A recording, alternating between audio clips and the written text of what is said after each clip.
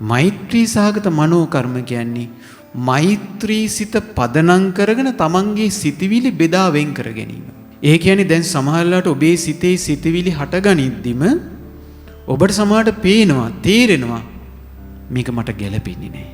මම දුවෙක්, පුතෙක්, මම සහෝදරයක්, සහෝදරියක්, මම අම්මා කෙනෙක්, මම තාත්තා කෙනෙක්, මම සමාජයේ වගකීම් සහිත පුරවැසියෙක්. මා මත තව බොහෝ දෙනෙක් ජීවත් වෙනවා. මගේ සැප දුක හමුරුවේ තවත් සතුටු වෙන අය, තවත් දුක් වෙන අය ඉන්නවා. ඒ නිසා මේ සිතවිල්ල මම මීට එහාට අරන් යන්න හොඳ නැහැ. සිතේ ඇති වෙන සිතවිල්ල බෙදා වෙන් කර ගන්නවා. මේක මට යහපත පිණිස පවතින එකක්ද, අන් අයට යහපත පිණිස පවතින එකක්ද?